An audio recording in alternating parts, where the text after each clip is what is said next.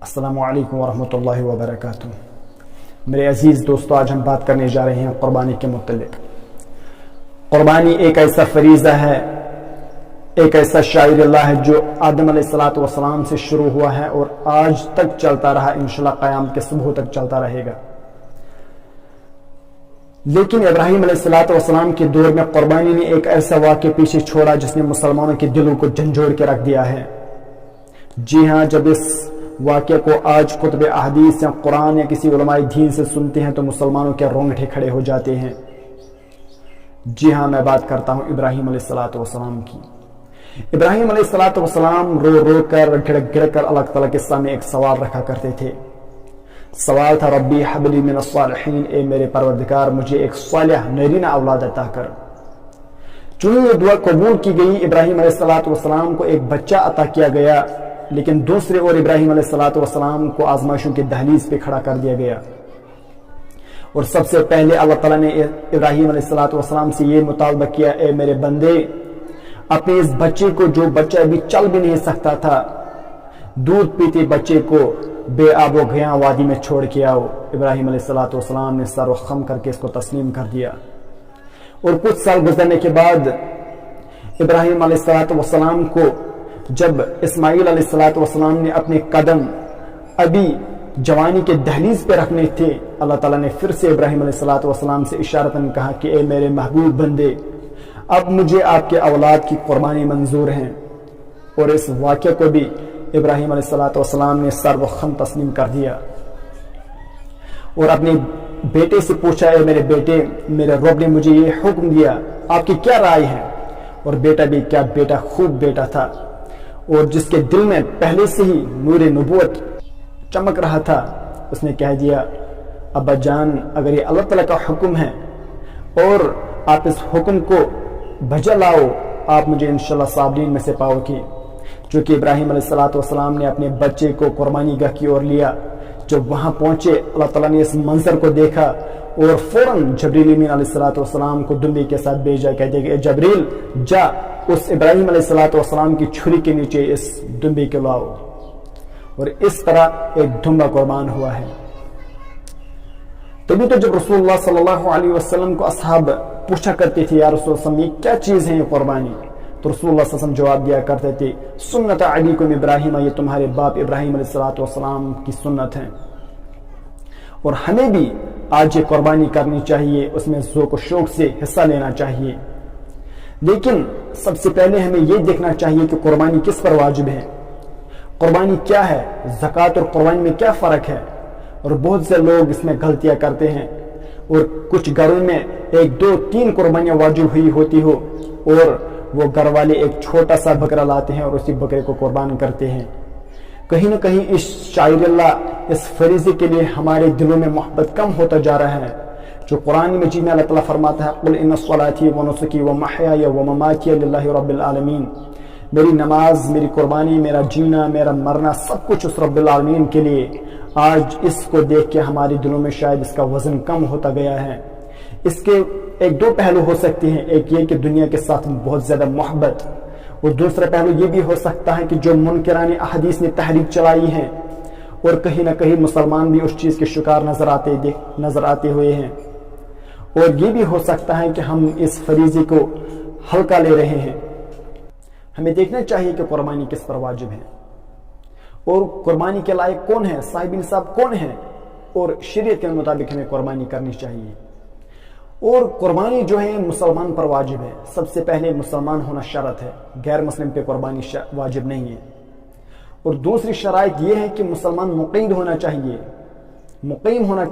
مسافر نہیں ہونا چاہیے۔ اور تیسری شرط یہ ہے کہ مسلمان آزاد ہونا چاہیے اور غلام نہیں ہونا چاہیے۔ یہ ہو گئی 3 شرائط۔ اب زکوٰۃ اور قربانی میں کیا فرق ہے؟ زکوٰۃ میں سال گزرنا شرط ہے، قربانی میں کوئی بھی چیز شرط نہیں ہے، یعنی کہ سال گزر جائے گا تو زکوٰۃ کو ادا کرنا ہے۔ لیکن یہاں پہ جو قربانی ہے، اگر قربانی سے 2 دن پہلے مسلمان ایک انسان صاحب نصاب نہیں تھا تو اس پہ قربانی واجب نہیں ہے، لیکن عید کے 2 دن پہلے اگر اس کے پاس کسی نہ کسی طرح پیسے آئے، اب اس صاحب نصاب ہوا، اب اس پر قربانی واجب ہے۔ اور اگر ذی الحجہ کی 11ویں تاریخ کو بھی یا 12ویں تاریخ کو بھی اس کے پاس پیسے نہیں تھے اور 13ویں تاریخ صبح اس کے پاس پیسے آئے، یہ صاحب نصاب ہوا، اب اس کو قربانی کرنا واجب ہے۔ اور اسی طرح قربانی کا جو نصاب ہے وہ 5 چیزیں ہیں، یعنی کہ سب سے پہلی چیز سونا، چاندی، اسی کے ساتھ نقدی اور مال تجارت اور ضرورت سے زیادہ اشیاء۔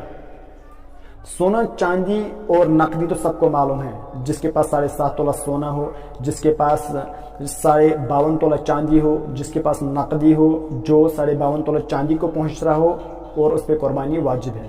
اب مال تجارت یہاں پہ دیکھنا ہے۔ مال تجارت وہ مال ہوتا ہے جو ایک انسان نے بیچنے کی غرض سے لیا ہے۔ ایک انسان نے دکان کھولا، اس دکان میں وہ مال لاتا ہے، ظاہر ہے اس نے وہ بیچنے کے لیے لایا، یہ مال تجارت آیا۔ کسی نے مکان خریدا، کسی نے گاڑی خریدی، کسی نے زمین خریدی، یہ اس سے بیچنی ہے، وہ ان کا کاروبار کرتا ہے اور یہ مال تجارت میں آتا ہے۔ اور ضرورت سے زیادہ اشیاء وہ ہوتے ہیں جو گھر میں سال بھر بھی استعمال نہ ہو، یا مہمانوں کے وقت نہ استعمال ہو، یا سال میں کسی بھی وقت استعمال نہ ہو، اور وہ بھی قربانی کے نصاب میں شامل ہوگا۔ اور اس کے ساتھ وہ چیزیں بھی جن کو شریعت ضرورت تصور نہیں کرتی ہیں، مثال کے طور پر گٹار یا باجا وغیرہ، اسی طرح یا ٹی وی LCD وغیرہ۔ اگر کوئی انسان کہے کہ میں روز ٹی وی دیکھ رہا ہوں، میں روز گٹار بجا رہا ہوں، میں روز یہ موسیقی کے آلات بجا رہا ہوں، ان پہ نصاب، قربانی کا نصاب کیوں جاری ہوگا؟ کیونکہ شریعت ان چیزوں کو ضرورت تصور نہیں کرتی ہے، اس لیے ان کو بھی قربانی کے نصاب میں شمار کیا جائے گا۔ اب پہلے یہاں دیکھنا چاہیے ہمیں، اکثر مسلمان ایسے جو کہتے ہیں، جن کے پاس 2 تولے یا 3 تولے سونے موجود ہوتا ہے، وہ کہتے ہیں کہ ہم پر قربانی واجب نہیں ہے۔ سونے کا اعتبار شریعت میں اس وقت کیا جاتا ہے جب سونے کے بغیر اور کوئی چیز نہ ہو، یعنی کہ کسی انسان کے پاس 2 تولے سونے ہیں، اب اور کوئی چیز ہی نہیں اس کے پاس، یعنی کہ نہ اس کے پاس چاندی ہے، نہ اس کے پاس نقدی چیز کوئی ہے، نہ اس کے پاس مال تجارت ہے، نہ اس کے پاس گھر میں ضرورت سے زائد کوئی سامان ہے، اب اس میں قربانی واجب نہیں ہے۔ اگر اس کے پاس 2 تولے سونے ہیں لیکن اس کے ساتھ ساتھ اس کے جیب میں 100 روپیہ، 2000 روپیہ، 1000 روپیہ موجود ہیں، اپنا پیسہ ہے، تو پھر اس وقت شریعت میں سونے کا اعتبار نہیں کیا جائے گا، پھر چاندی کا اعتبار کیا جائے گا، پھر چاندی کے حساب سے قربانی واجب ہوگی۔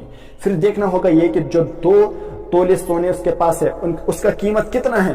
اب اس کا قیمت قریباً 1.5 لاکھ تک آتا ہے، 1,50,000 تک، اور پھر جو 2,000 اس کی جیب میں ہے، یہ سب ملا کے ہوا 1,52,000، تو اس پر یہ ایک موٹی رقم ہے، یہ ایک بڑا رقم ہے، اس پہ قربانی واجب ہوگی۔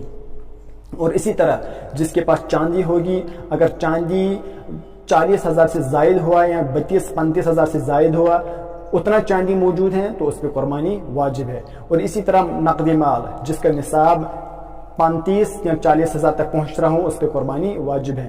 اور اسی طرح جس کے پاس مالی تجارت ہو، مالی تجارت کے 2 پہلو ہیں، یعنی کہ کسی انسان نے مکان خریدا ہے یا کسی انسان نے گاڑی خریدی ہے اور اب اس نے اس کو اپنے لیے رکھا یا کرائے پہ دے دیا۔ اگر اس نے وہ کرائے پہ دے دیا، اب دیکھنا یہ ہے کہ جو کرایہ آتا ہے اس سے اس کا گھر چلتا ہے کہ نہیں۔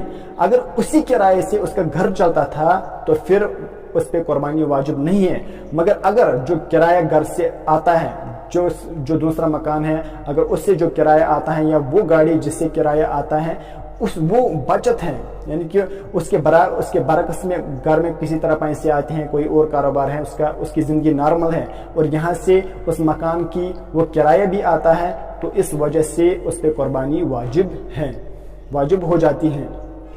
اور اسی کے ساتھ ساتھ وہ چیزیں جو گھر میں ضرورت سے زیادہ ہو، مثال کے طور پر وہ اشیاء، برتن وغیرہ، بستر وغیرہ جو سال بھر ایک بار بھی استعمال میں نہ لایا ہو، اور وہ بھی قربانی کے نصاب میں شامل کیا جائے گا۔ اور اس کے ساتھ ساتھ وہ چیزیں بھی، یعنی کہ گٹار وغیرہ، ٹیلی ویژن وغیرہ، جن کو شریعت ضرورت تصور نہیں کرتی ہیں، اور ان کو بھی قربانی کے نصاب میں شامل کیا جائے گا۔